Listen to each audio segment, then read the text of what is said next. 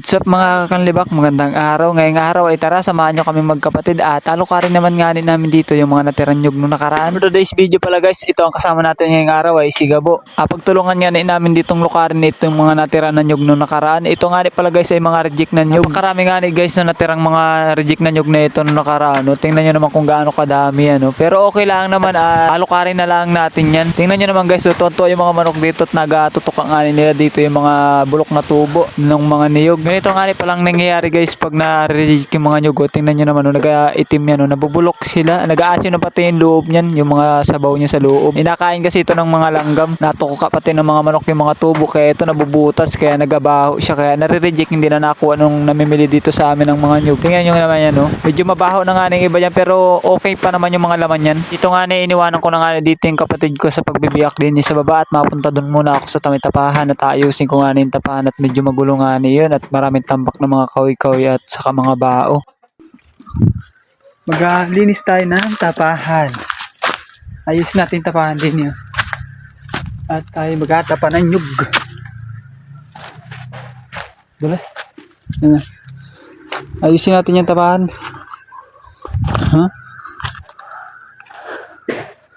Tayo magtatapa ng mga tira-tirang nyug. Yung mga reject. At tapahan natin. Ayusin muna natin na rin tapahan. Alisin natin mga kawi-kawi.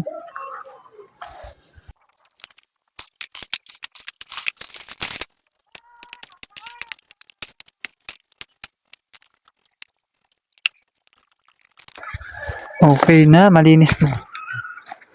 Ayan. Hakutin na lang ni Gabo yung niyog din Piniyak. Piniyak na niyog. Maliit lang yung tapahan yan. Dito tayo magtatapa. Ayan.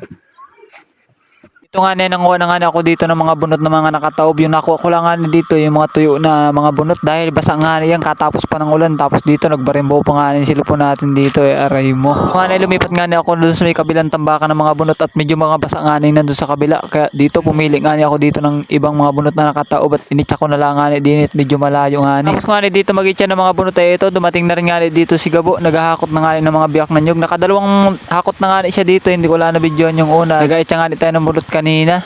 Medyo marami-rami nga yung nakakutin niya na yan. Pero malapit lang naman yan sa may bababa lang ng bahay namin yung nagkakuha niya ng mga biyak na nyug na yan. Naghahakot nga dito si Gabo ng mga biyak na nyug ay dito. Nagasimulat na rin nga ako dito magsalansa ng mga biyak na nyug na yan. At para matapahan natin na ito at medyo nagkakulim-lim nga ang panahon dito. At madalas nga dito magulan sa amin. Kaya dito pinagtataob ko na rin nga yan. Pinagsasalansan ko na rin nga yung mga biyak-biyak na mga nyug na yan. Di bahala na kung ano mga ano yan, hindi itsura.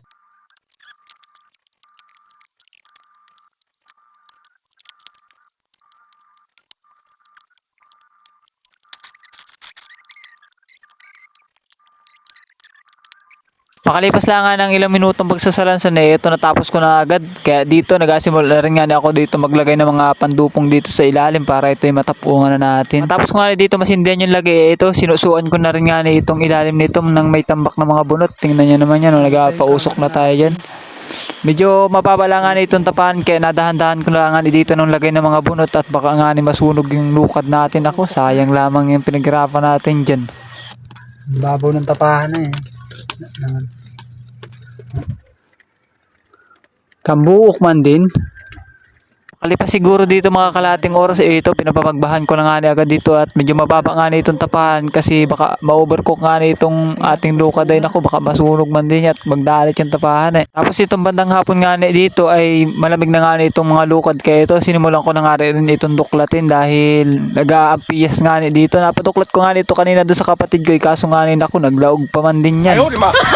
Kaya dito sinimulan ko na rin nga itong duklatin pero dumating na rin naman siya dito kaya dito natulungan niya rin nga ako dito pag duklat. Nagataka kay Dini kung nasaan yung kapatid ko din hindi lang nga siya dito na hagip nung camera at medyo malayo pala siya dun sa camera. So nga habang nagaduklat nga kami dito ako inabutan pa nga kami dito ng ulan. Buti na lang nga may mga karton din na nagasapin ko na nagalagyan ko ng mga naduklat na ng mga lukad. Nagpa-video lang nga ako dito ng saglit sa mga kapatid ko medyo nag-aambon-ambon nga nung time na ito. Tapos nga namin dito maduklat lahat ito mga lukad, ito na nga nila at yung mga nakuha natin dito mga lukad guys. So medyo marami-rami naman siya guys, kaso na nila yan hindi na pa namin binayo at baka madurog lamang yung lukad kaya hindi ko na binayo. Okay na yan, adalhin na lang natin doon sa may tabing kalsada para matimbang na yan. Hanggang dito na lang for today's video guys, maraming salamat sa panonood.